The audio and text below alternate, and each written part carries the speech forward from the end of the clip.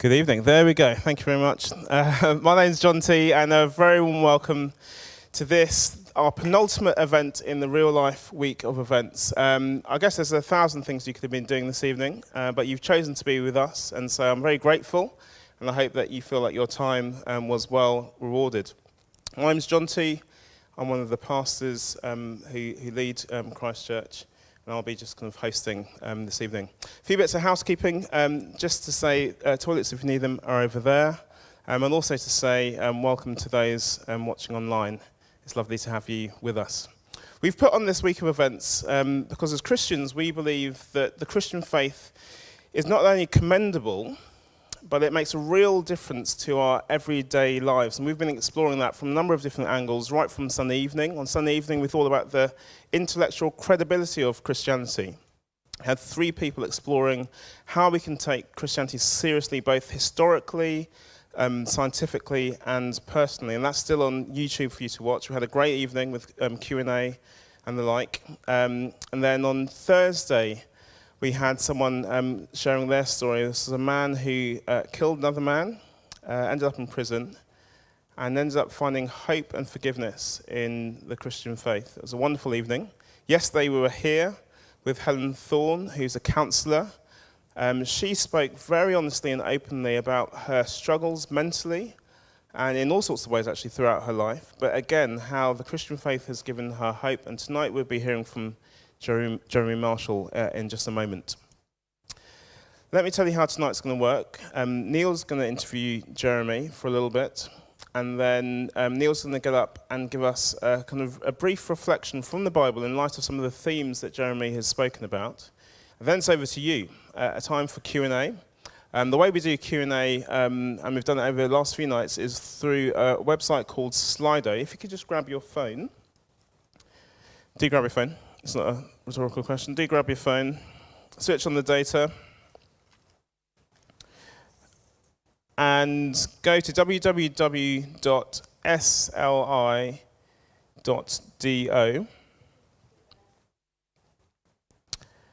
And the number for tonight's event is 745055, 745055. And at any point from now onwards, you can ask any question you want. And you can also vote for other people's questions. So if you like someone else's question, the more liked question comes to the top of my screen, and I'm forced to then ask it, which has been fun over the last few nights. So do either vote or ask your questions, and it'd be great for you to get a chance to engage with things that we're speaking about this evening. So that's the format of this evening. And without further ado, I'm going to hand over to Neil, who has been in Christian ministry for over 20 years. He's now leading something called the London Project. And to Jeremy, who we're going to find out a bit more about now. Why don't you just welcome them to the stage, if you can call it that.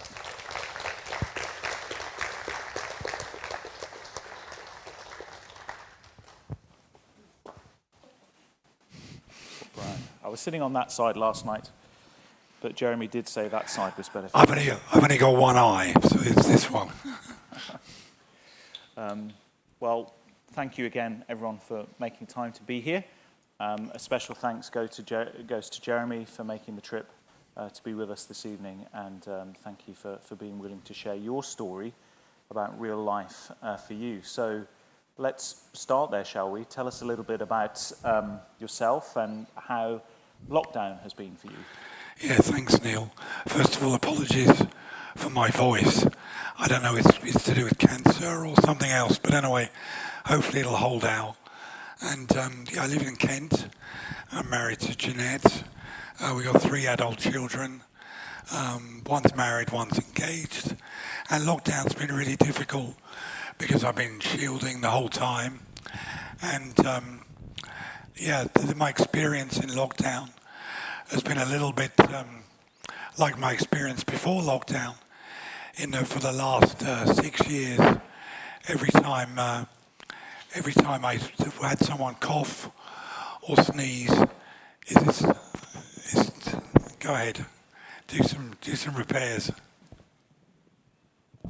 Is that better? Good. Okay. Sorry about that.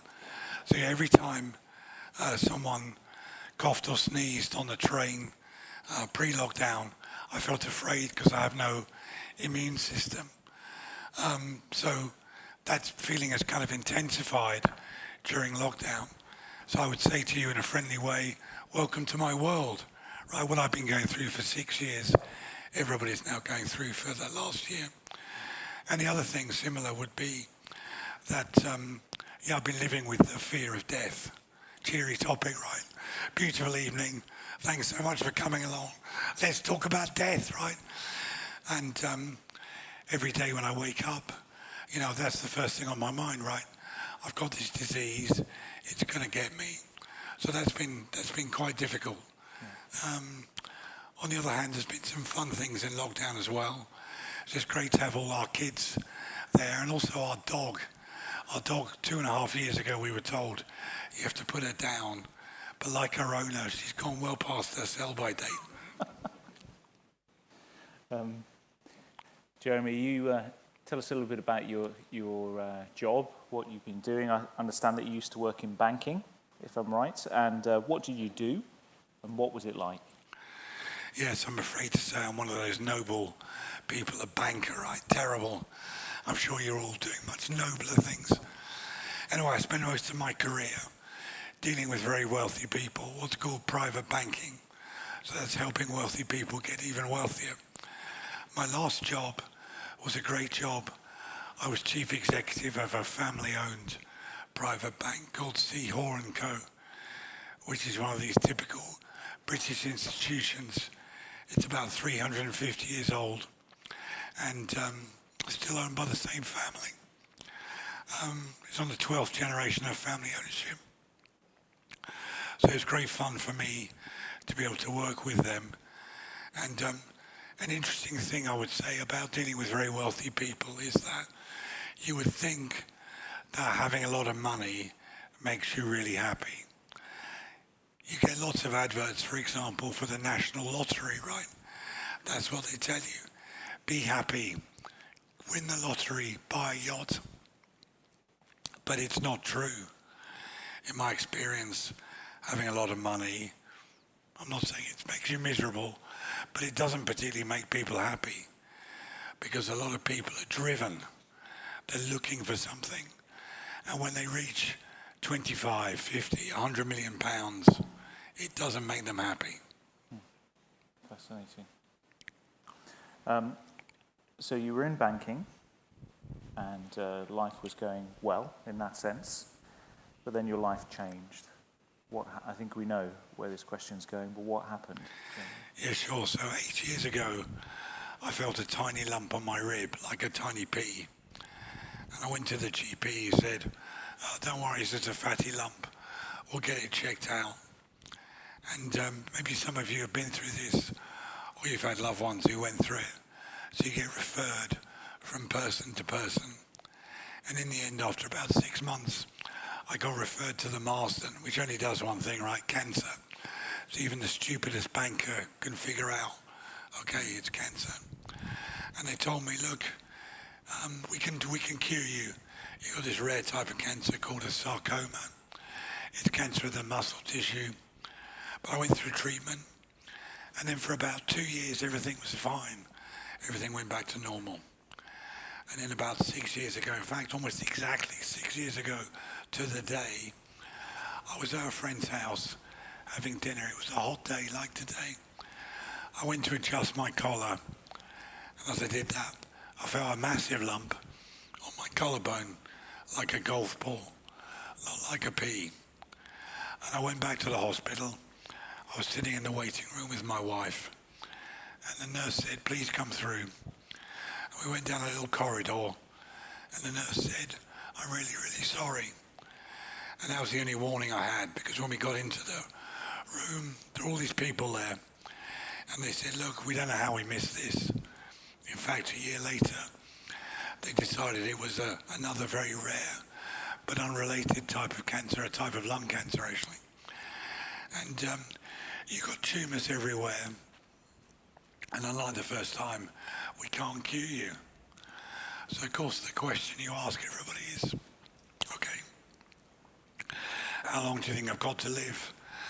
And they said, well, you can never exactly tell, about 18 months. So at that, I burst into tears. Please don't think I'm some kind of expert on cancer, or expert Christian, or a religious person. I'm a banker, right? The least kind of religious person there is. And it's very hard. So since then, I've had 30 chemotherapies. I had my 31st on Monday. Happy days, right? I've also lost the sight in both eyes. So I was blind for a while, but I got it back in one eye. I've got this problem with my voice. And then a year ago, I had major heart problems as well. So it's been a really tough period. Yeah. Let's just give you a moment to take a drink with that voice in particular. Some of these questions Jeremy suggested I asked him, so if you think I'm being a little bit hard on Jeremy, bear in mind Jeremy suggested them. So here's the next one, Jeremy. What's it like, I mean, what a question, what's it like living with incurable cancer? How do you feel? If you don't mind, I'm going to stand up. I think that helps actually sometimes with the voice. I feel afraid, right? I feel afraid of dying. I am a Christian, but death is a terrible thing, right? And it's funny, isn't it? In the last year, we've had to think about death. We never really like to think about it. We plan for everything in life. But the one thing that is certain, death, we don't think about, which is strange, isn't it? So I feel afraid when I have to go every 6 weeks to get a scan. And when I go to get the scan, I'm afraid that the results are going to be terrible. So what keeps me going is the presence of Christ. The presence of Christ. I don't mean some kind of religious experience. What I mean is this, that the promises he makes, I believe are true. And what promises does he make to me and to you? He says, look, I'm with you always, even to the very end of the age. I'll never leave you or forsake you. And I find those promises amazing. And they make such a difference because they give me hope. Hope. Humanly speaking, I don't have any hope. But I have hope because I believe that the things Jesus says are true and that I and anyone can know him. Yeah. Thank you, Jeremy. The question that I think probably is going through most of our minds right now is, why though would God, you're a Christian, why would God allow you to suffer in this way? What is he doing? And why doesn't he stop it and cure you? You know, that's a great question, Neil. I think the most common question that people ask Christians, or people ask me, is, why doesn't God do something about it? So here's the deal. Christians believe in a creator God who made the universe and everything in it, and he made it good. In the beginning, everything was good. But if we look at the world around, yeah, there are lots of good things, like the weather today. But there's also lots of evil things, aren't there? COVID, cancer, car crashes, all kinds of evil. And there's also evil if we look at other people, right? This week in London, we saw that story about that poor lady appallingly murdered by a policeman, of all things. That's terrible. How could that happen? How could such an evil thing happen? But there's also evil, if we're honest. When we look in the mirror, we see a person who has good things, but also lots of bad things. A man called Alexander Solzhenitsyn, who was a Russian dissident, said the line between good and evil doesn't run between political parties or between people. It runs right down the middle of each one of us. So that's the human problem. God made it good, but we screwed it up. So why doesn't God do something about it? Well, that's the Christian claim, that 2,000 years ago, God did do something about it. That God became a human being and was born in an obscure corner of the Roman Empire and went around doing amazing things, not just healing people who are ill, but raising the dead. I mean, that's incredible. Raise the dead. And Jesus himself experienced suffering, experienced pain. The night before he was arrested and crucified on trumped up charges, he said this. He said, Father, if it's your will, take this cup away from me. But let not my will, but your will be done. And by the cup, he meant the cup of suffering. So what motivated him to do that? Why did he go to the cross? He went there because that's the way that God purposed to bring us back to him, to make it possible for us to find forgiveness for all the things we've done wrong, to overcome the evil in us. And why did Jesus go through with that? Because he loves us. He loves us. He loves you. The Bible says God doesn't want any to perish, but everyone to come to life in him. So that's what God did about it. He sent his son to die, to, if you like, create a bridge so that we can get back to God.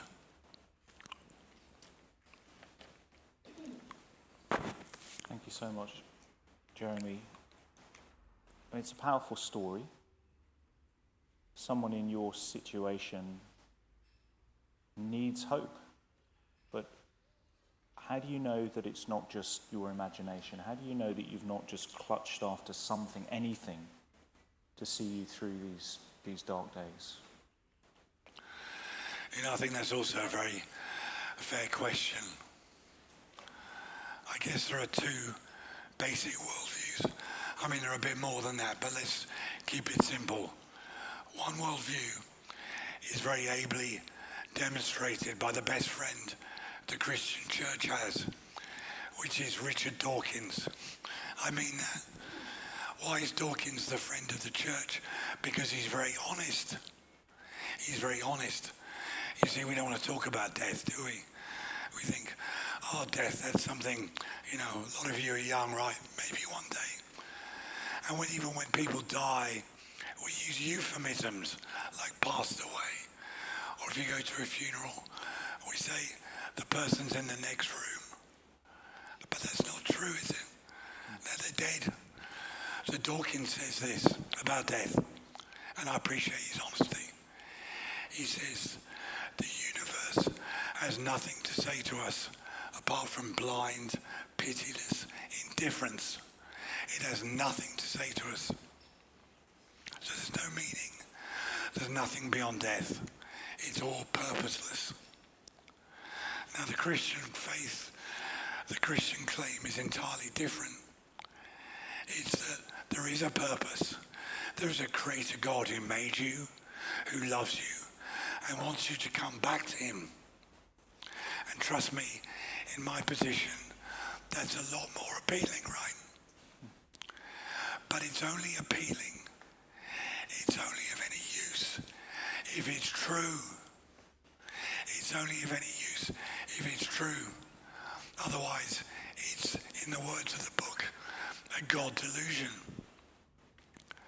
And when you're very ill like me, this question comes with tremendous power.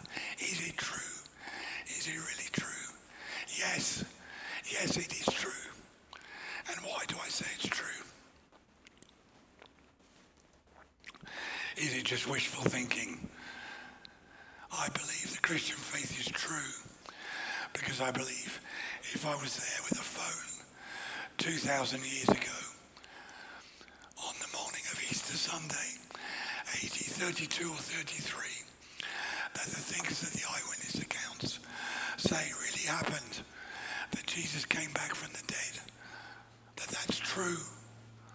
And because that happened 2,000 years ago, it means I can know him now. And it means you can know him too. Yes, there is hope beyond the grave. Eddie Izzard, the comedian, said this. He said, all my life, I've been longing that someone would come back through the clouds to tell us there's something there. Well, that's the Christian claim, that Jesus Christ came back from the dead. It happened 2,000 years ago. God did something about it. It makes all the difference in the world to me now. And it means I know where I'm going. Where am I going? I'm going home. Where's home? Home is to be with God. You know, there's a wonderful verse in the Bible that says this: yes, though I walk through the valley of the shadow of death, I will fear no evil, for you are with me. And that's the valley I'm in now. But we're all going to go through that one day. And the thing that makes the difference is the presence of Jesus Christ with me in that valley.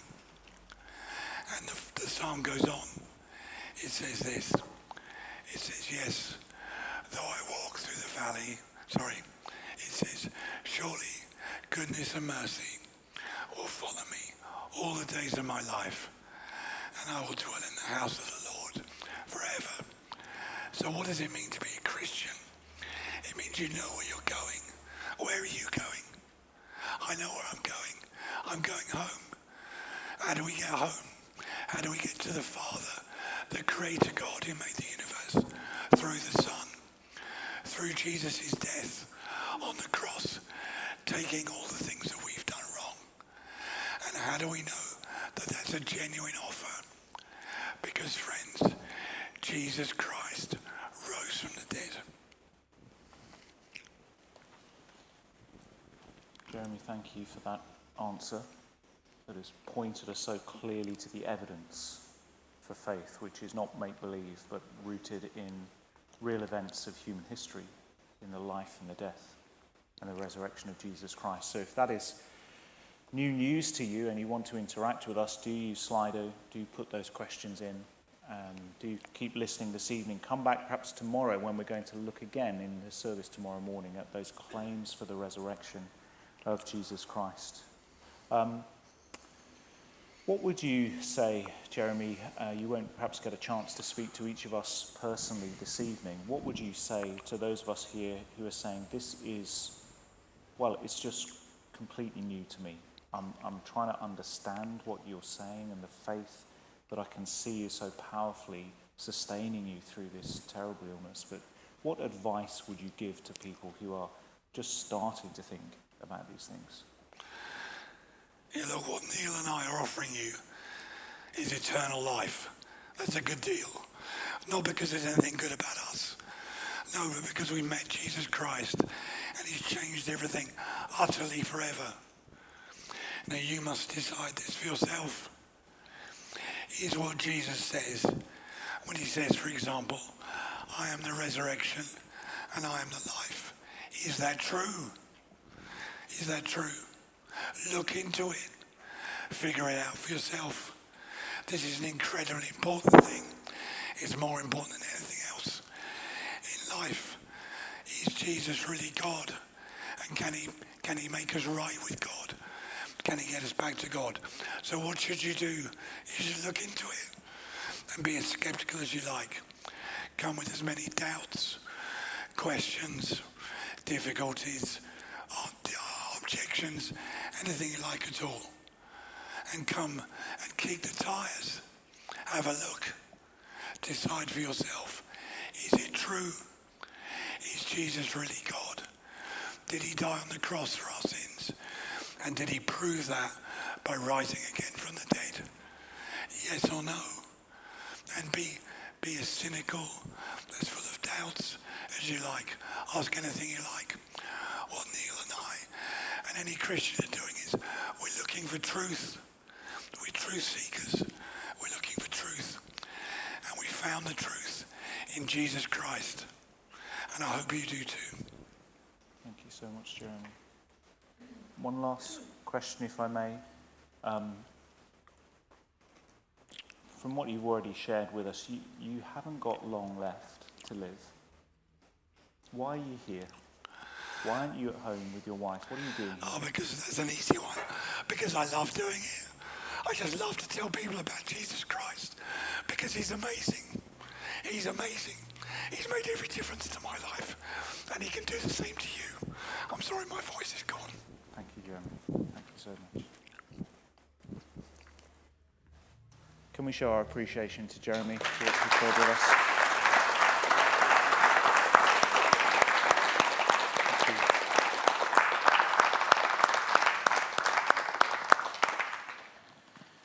It's hard quite to know how to follow what Jeremy has shared, but I think he'd approve of what we're going to do, which, having heard his story, is to hear another true story, this time from the pages of the Bible, where we can look at some of that evidence that Jeremy has so encouraged us to look at together already this evening. So this little booklet is eyewitness testimony to the life of Jesus, written by a friend called John, who knew him.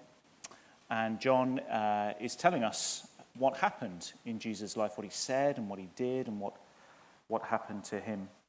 And I'd like us to turn, if you would mind joining me, to pages 28 and 29 and to another story from John's Gospel, to John chapter 11. It's one of the most remarkable stories anywhere in the Bible. So John chapter 11, and we're going to look around at some of these verses, not for long, but just to help us think a little bit more in the way that Jeremy has encouraged us about the claims of Jesus for ourselves. Page 29 and the small number 25, almost at the bottom of page 29 is where I would like to start. Jesus says, "I am the resurrection and the life. He who believes in me will live, even though he dies. And whoever lives and believes in me will never die." Do you believe this?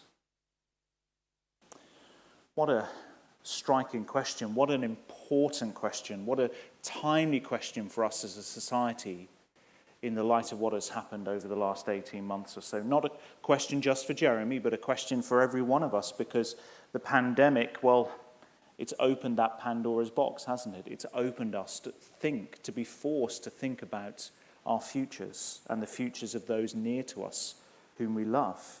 We normally push it to the back of our minds, questions about our own mortality, but they're pressing in on us in a new way.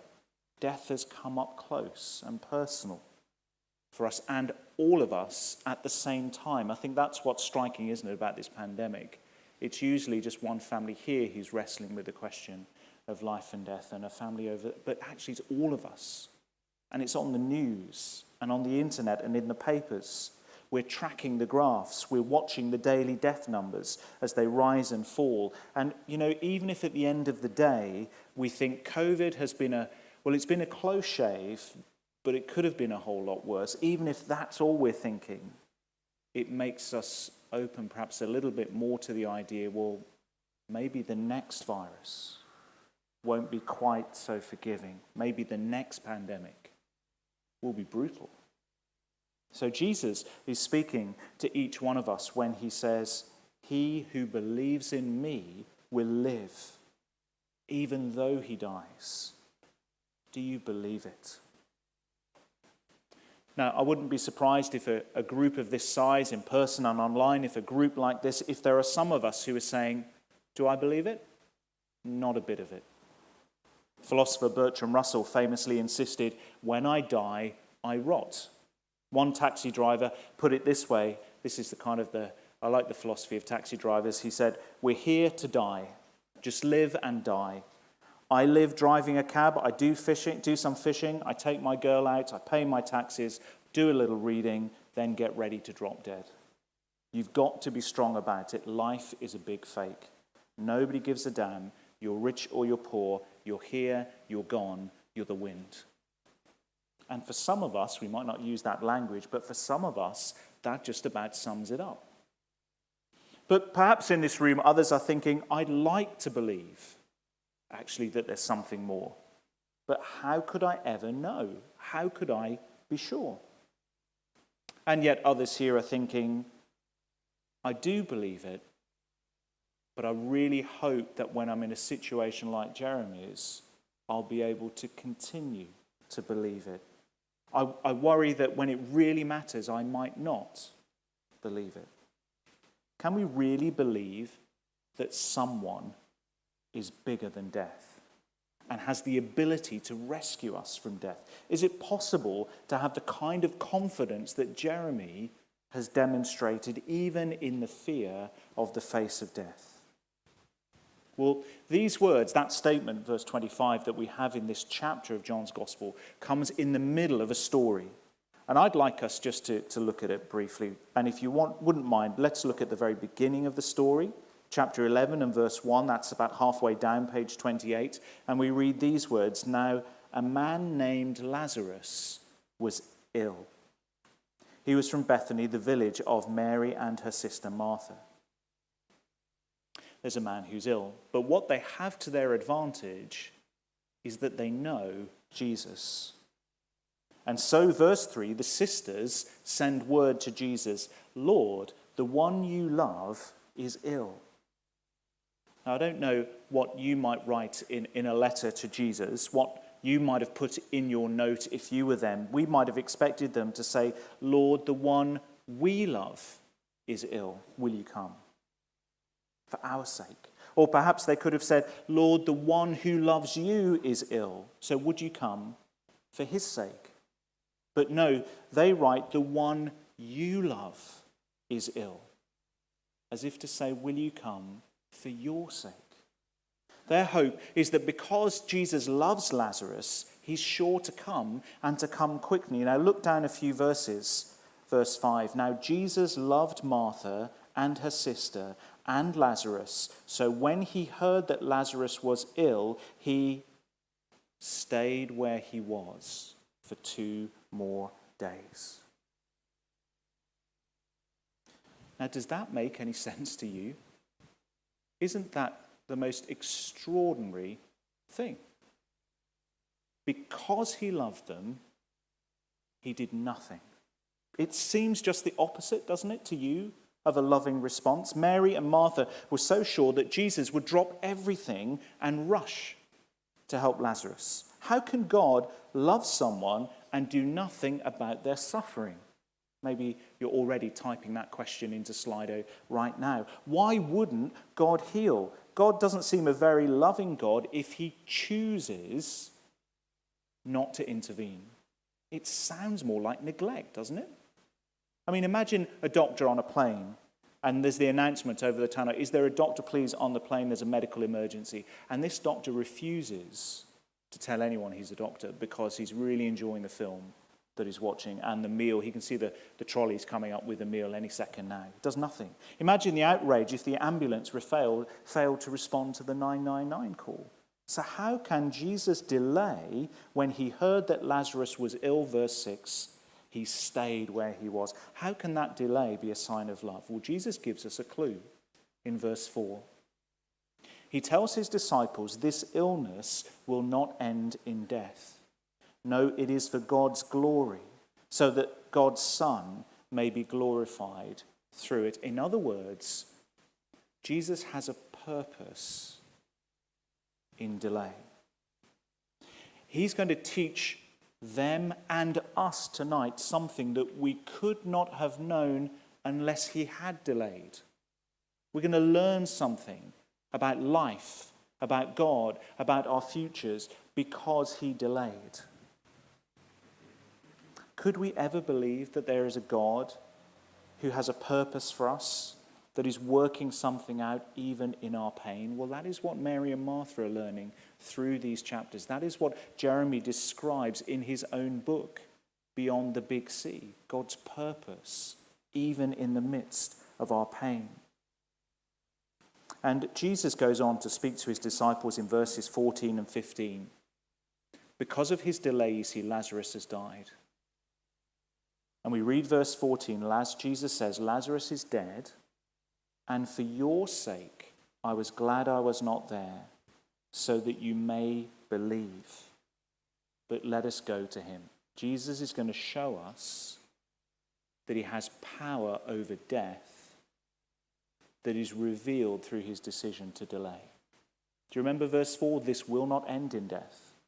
But because of his delay, it kind of has ended in death.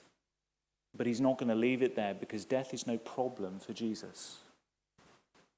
By letting Lazarus die and remain in a grave for 4 days, Jesus is going to demonstrate his extraordinary power over your life and mine, over death and our futures. The power that gives hope to men like Jeremy. What we're learning in this story, as we'll see in a minute, is that death is not the end, and that it's Jesus who has the power to raise us to life again. All of which means that Jeremy is no fool to entrust his future to the only one who can raise the dead and save him from death itself. Back to the story. When Jesus finally arrives in Bethany, Lazarus has indeed been dead for a number of days, and both of his sisters, Martha and Mary, are heartbroken.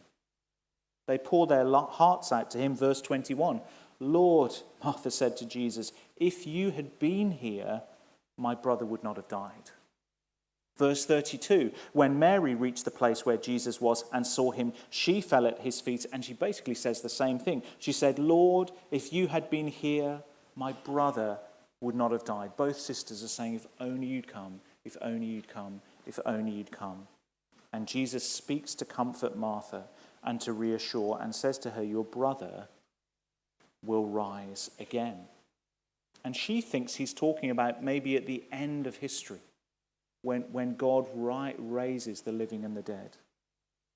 But Jesus says, no, I'm talking about me and my power over life and death.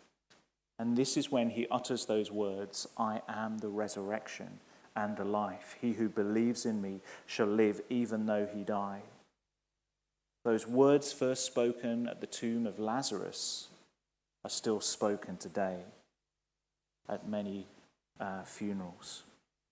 And I want you to know that although Jesus has a power and a purpose in allowing Lazarus to die, please don't think he's indifferent to the suffering and the pain and the heartache of death. Verse 33, turning over the page now to page 30, verse 33, when Jesus saw her weeping, this is one of Lazarus' sisters, when he saw her weeping, and the Jews who had come along with her also weeping, he was deeply moved in spirit and troubled. The word deeply moved, we would better translate it as angry or indignant. It's a word used outside of the Bible to describe the snorting of a horse. It's a deep, visceral emotion that Jesus feels as he sees the sisters of Lazarus crying. When Jesus looks at death, he sees the tragedy that it is. Dylan Thomas famously wrote, "Do not go gentle into that good night. Old age should burn and rage at close of day. Rage, rage against the dying of the light." And Jesus is raging at death. It was never God's intention. It was never part of God's design. Exactly as Jeremy said a few minutes ago, every death is a tragedy.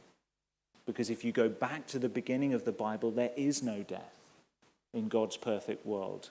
If you go to the very end of the Bible and to the book of Revelation, in the new creation, in the new heavens and the new earth, there is no death or suffering or pain.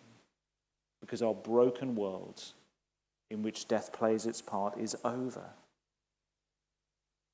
One film star said in a recent interview, "To say I love you is the nicest thing, the most meaningful thing that you can do in life. That is why my priorities in life are my children and my wife, not my movies. But this is cold comfort. When I'm with my wife and children, I think this is so impermanent. There will come a point when we have to say goodbye. Love is the best you can do, but it's just not good enough. It's too little, too late. People should be angry instead, angry at the whole deal." And Jesus was angry in the face of death. It was never meant to be this way. And Jesus stood, and verse 35, the shortest verse in the whole Bible, we read this: Jesus wept. Just as Mary and Martha were weeping, he wept with them.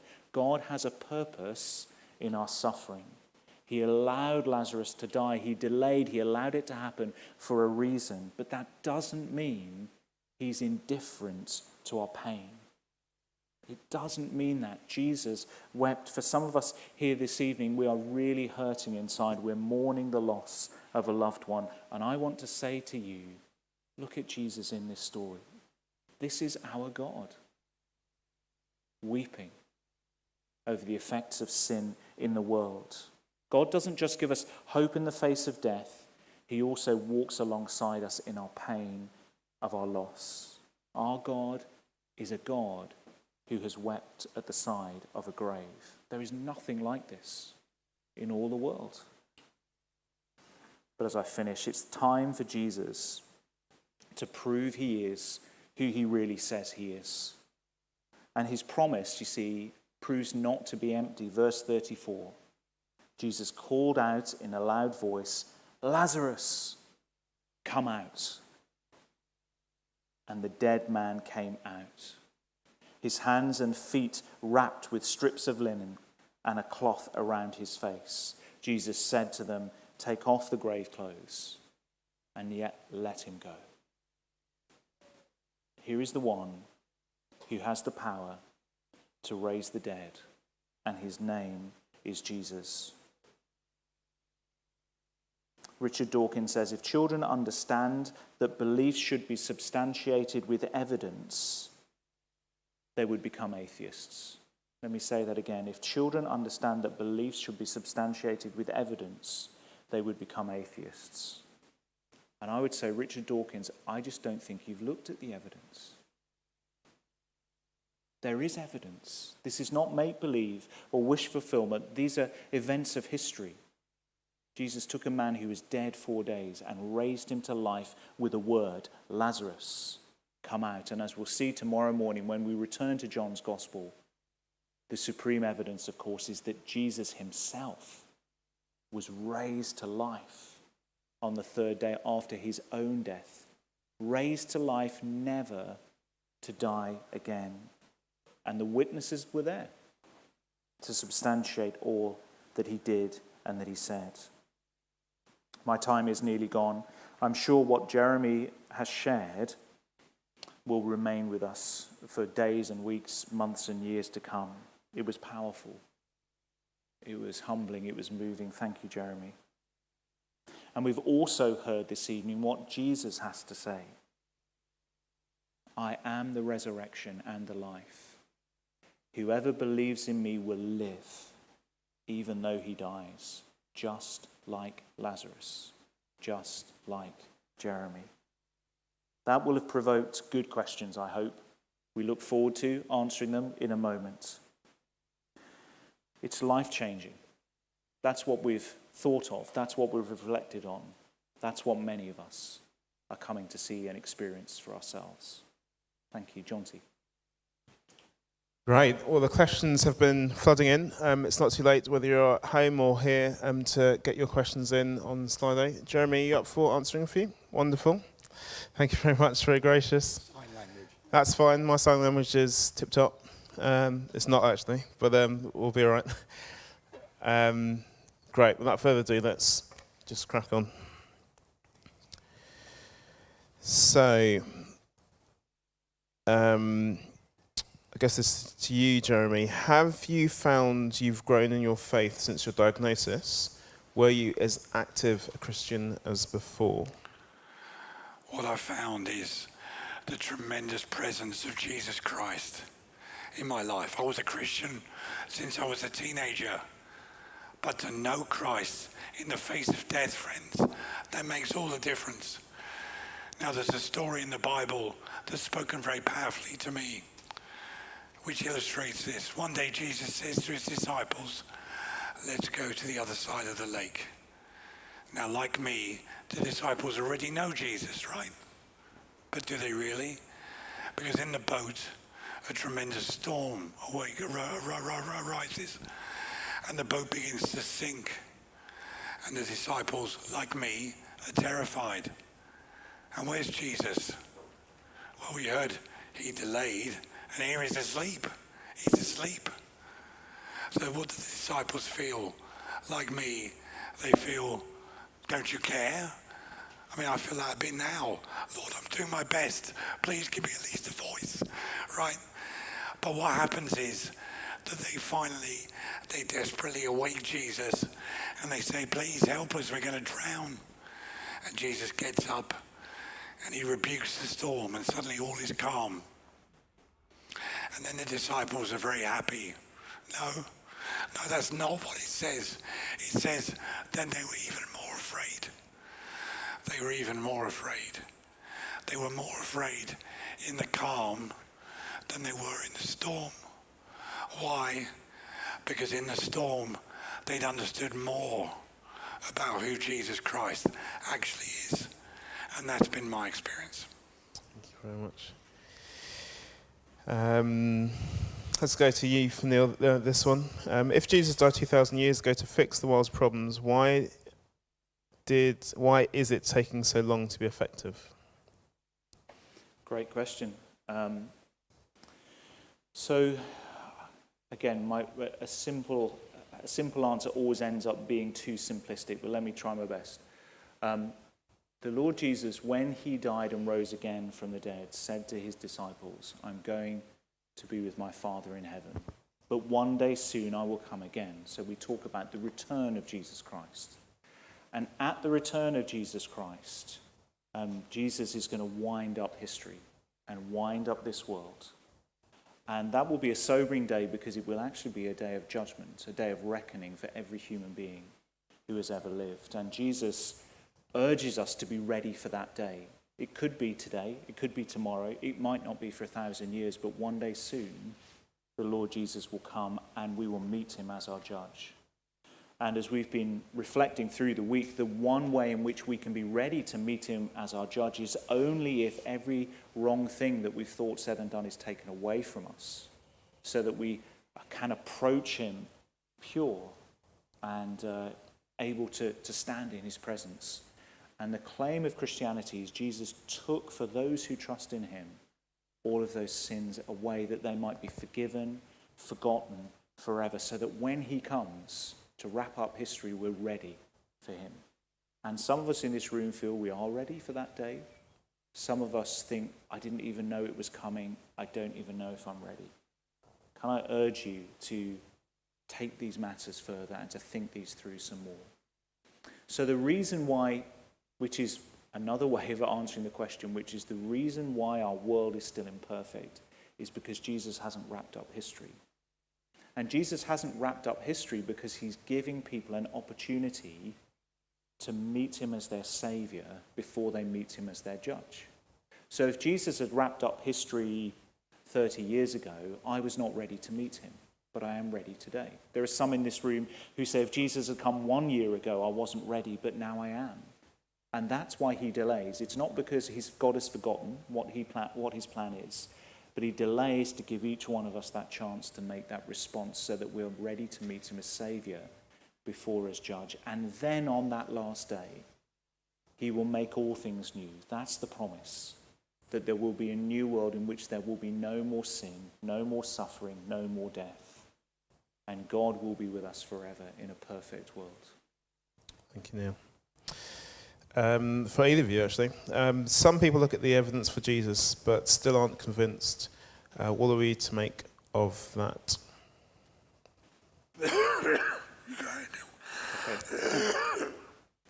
I'm going to talk a bit about that tomorrow because we find one of the doubters is in the very pages of the Bible. He's a man called Thomas, and he was having none of it when people said Jesus had risen from the dead.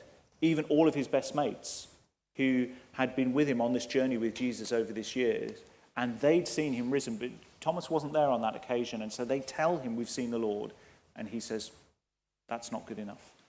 I need to see him myself. So come back tomorrow, or tune in if you want to follow on that conversation, because Thomas gets to meet Jesus face to face, and his doubts are dealt with by that encounter. And I guess for some of us, we want to say, well, I want to meet Jesus as well. If that could happen, or if Jesus could write his name in the sky, or if he could tell tell me something about my future that no one else could tell me, and then it comes true, I might believe then. There are all sorts of ways in which we want to say, God, prove yourself to me. And I want to say, actually, what we have in the Bible is enough for every one of us, because it's eyewitness testimony. And I think in that eyewitness testimony, there are a number of facts which I, to this day, have not heard anyone really make a reasonable response to. And just go away and read the God Delusion, read Richard Dawkins, and see whether he even engages with these things, because he doesn't. I've looked at it and thought, you're not even answering the most essential questions. Jesus lived. Jesus claimed to be God. Jesus died for that claim. He was crucified, died, and buried in a tomb. His disciples, to a man, claimed to have seen him risen from the dead and were willing to die for that claim. No body has ever been found, and the church grew like wildfire over the centuries that followed on the news that Jesus was risen. There's so much evidence for us to consider. And I guess the question I often ask is, are we willing to do it? And even a man like Dawkins, I look at the book and think, you're not even looking at the heart of the Christian claim, which is the life, the death, the resurrection of Jesus. He glosses over them without seriously engaging. I wonder why. I don't know. I've never met him. I'd love to have that beer and that conversation with him. Maybe one day. A similar question to one we've had before, but a slightly different angle. How does Jesus dying 2,000 years ago solve pain and hurt today? Do you have a stab at that? Yeah. Well, just to go back to John 11 a little bit, if I may, which is just... Sorry, did you say you were going to have a stab? You go ahead. Okay, I'll say something really quickly then. I think the way it helps us is because God became one of us and God suffered. So God is not some distant deity moving chess pieces around on a board. God is not a God who doesn't even know what it is to feel pain because he hasn't got a body. God is someone who came, and everything that we experience, the rejection by a friend, the humiliation, betrayal, the injustice of being found guilty on trumped-up charges, his own death and execution.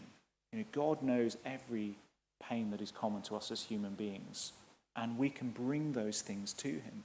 And I think Jeremy might, well, he already has said that. We can go to God in our pain because he knows exactly what it was like.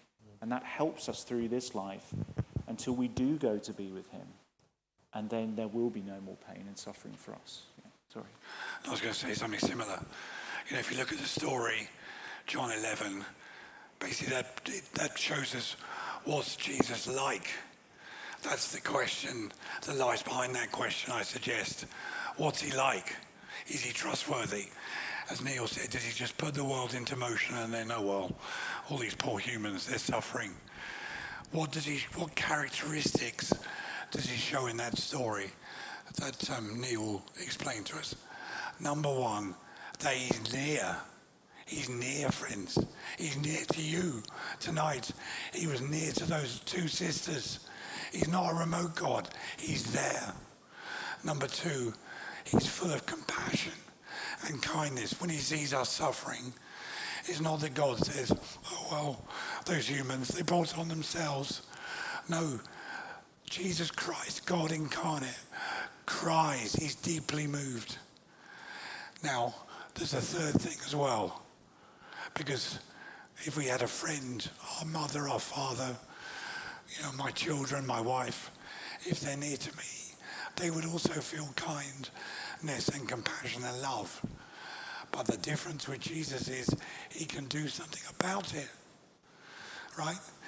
What does he do? He raises Lazarus from the dead.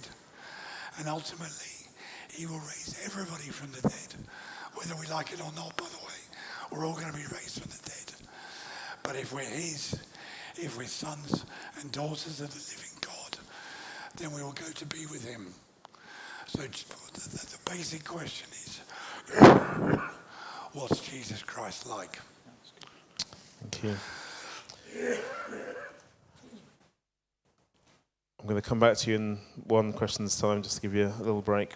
What does knowing God look like in the real world and in everyday life? Let's go to you now. Great question. I think it depends what your day is like, isn't it? So there's every season of the soul. There are days of great happiness and joy. Of course, great days of great sadness and pain. I encourage anyone who has asked that question to listen in to Helen's story last night about how she's known God with her through some very difficult and distressing days of depression and anxiety and mental health battles and so on. I think to know, as Jeremy has already said, that God is with us. That is the Christian claim. He's with us because by his Spirit, there's never a moment that he's not with us. So the promises that Jeremy holds on to you, that he said in interview, are things such as God saying, I will never leave you nor forsake you. You know, that's a precious, precious promise. Whatever the day holds, whatever has happened in work, however my children think of me, you know, whatever I fear about the future, to know the love and concern of God with me, strengthening me, being my strength in my own weakness, is a great, great comfort and encouragement and help for each hour of every waking day. You ready, Jeremy? What effect has your faith and certainty had on those closest to you who are coping with your diagnosis, e.g. comforting, encouraging, challenging? Yeah, that's a great question. It's really hard. It's really, really hard to be the loved one of someone like me, to be my wife and kids.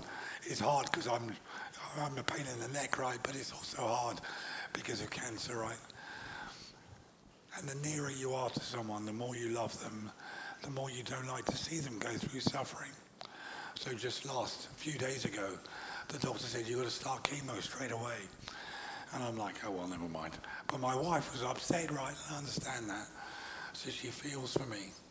So with my kids and my wife and anybody, they have to decide for themselves, right? I'm not trying to impose my beliefs on my family, although I believe they do believe. I'm not trying to impose my beliefs on you. What I'm saying is I found someone amazing and I want to tell them about them. I want to tell you about them. And that's the heart of Christianity. The heart of Christianity is not a belief system. It's not being good. It's not doing your best. It's about meeting a person and believing in him. What do I mean by believing? I mean trusting, as Neil just said, that the promises that are made are valid promises. So it's really hard being in a situation where someone you love is really, really sick. And by the way, what's the Lazarus story about? That's about the same thing, right? And the Bible is honest, friends. It's honest. That's why I think John is true, because it rings true. So when Jesus finally appears, very late, it's not that Martha says, oh, great, you're here now, everything will be fine. No, she's struggling, right? She's struggling. If only you'd been here. And many people, many of you maybe, struggle with suffering. Believe me, I struggle myself, and I'm struggling now. But what happens is, Jesus meets us in our struggles. And in fact, what happens is, the more we struggle, the more we realize, like Martha and Mary, I need help. I need help. I can't solve this problem by myself. I need somebody else. I need Jesus Christ. Thank you, Jeremy. Final two questions. I'll go Neil and then back to Jeremy. To Neil, why do Christians still experience fear of death? We touched on this. Well, let's explore it a bit more. Why do Christians still experience fear of death in spite of knowing the future is secure?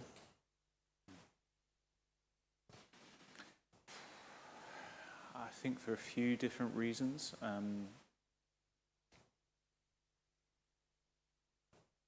I think because it can be painful and very uncertain as to quite how and when that moment will come. That just general sense of the unknown and what it will be like and the pain that might be involved.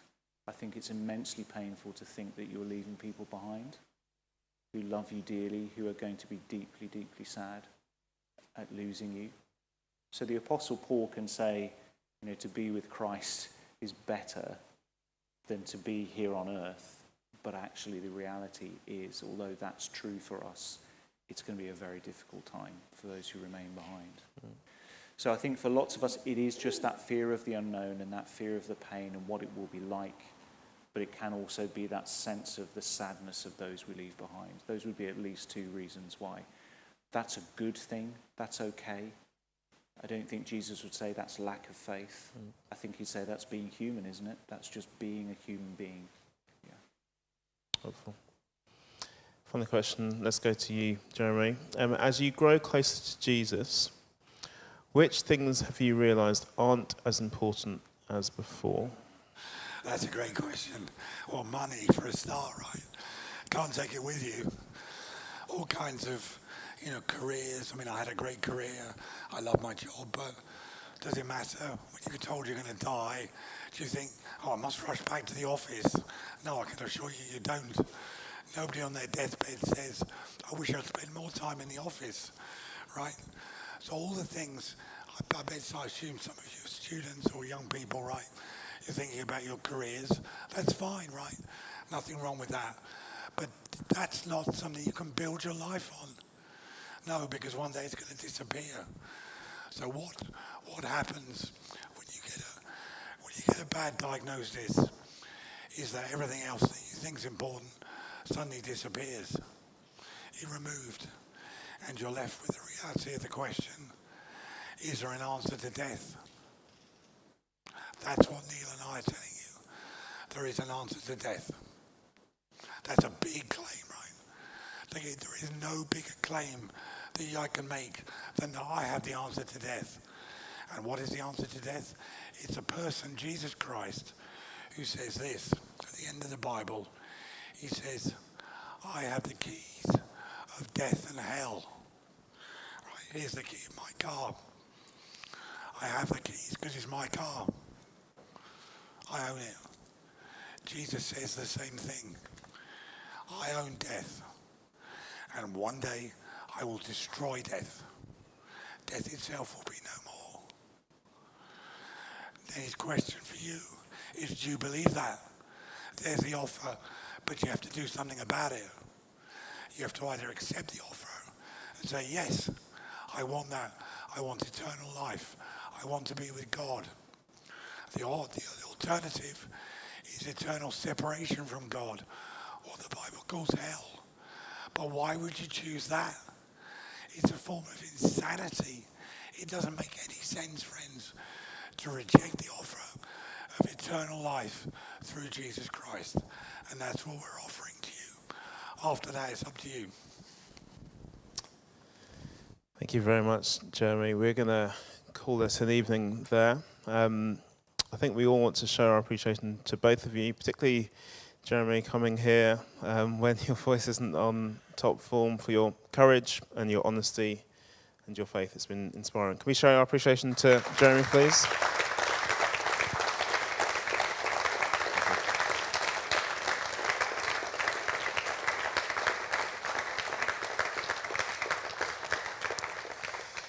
Thanks again for coming. I think a note that we've hit a number of times, and a question that we've asked is it true? And I think if you think there's even a hint of a chance that there might be some truth in what Jeremy and Neil has been saying tonight, can I just say there's 4 things you might be able to do to kind of investigate this further, to dig into whether it's true. One is to take home this, which we are giving to everyone tonight. This is Jeremy's book, Beyond the Big C, that Jeremy very kindly has brought loads of copies, and he wants to give every single one of us one of these. So do take home one of these and read it and hear a bit more about Jeremy's story, but also a bit more about the faith that he holds so dearly. So do take that. That's free on Jeremy, and that's very kind. Thank you very much. Another thing you can do is to take that gospel that is on your chair or you're sitting on. That's a gift from us at Christ Church. That is a historical account of Jesus' life written by one of his best friends, his disciple John. And in it, he shows us some of the reasons why he thinks that Jesus is the resurrection and the life. That's on us. Do read it through with a critical mind, with an adult mind, and see what you make of someone who changed history. Another thing you can do is come back tomorrow. Neil will be speaking. In many ways, it will be a very ordinary church service for us. We'll be here singing, praying, reading, hearing a talk from the Bible. We'll be here, actually. We'll be outside.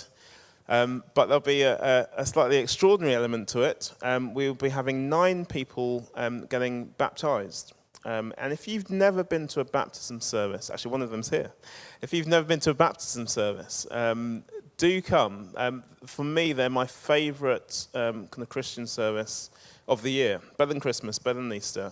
To hear 9 people speaking of the difference that Jesus made to them, it's just utterly compelling and moving, actually, very emotional. So do join us tomorrow for that. That's here, 10:30, and we'll be online as well if you're not able to make it. The final thing you could do is this little invite that you've got in your John's Gospel. Just pick this up if you've got one of these next to you. It's an invite to a course which has probably been done by hundreds and thousands of people around the world. It's called Christianity Explored, and it does exactly what it says on the tin. It's a chance for you to sit down with a cup of tea and a slice of cake and to examine another gospel, Mark's gospel, for yourself. You might be one of these people who just has a ton of questions and you want to kind of machine gun fire them at us, and we'll be willing to kind of hear them if that's you. You might be the kind of person who just wants to sit and hear the discussion kind of rumble on. That's fine as well. It will last kind of just over an hour. All details will be given if you sign up. But it's just a chance over 5 weeks, 5 consecutive Mondays, to examine the evidence for yourself. We'd love to have you sign up to that. There's an email address that you can write to if you want to hear more. But 4 ways that you can explore a bit more. Jeremy and Neil will be around for a bit if you want to speak to them. Personally, they're well up for that. But otherwise, have a good evening, and thanks so much for coming. Good evening.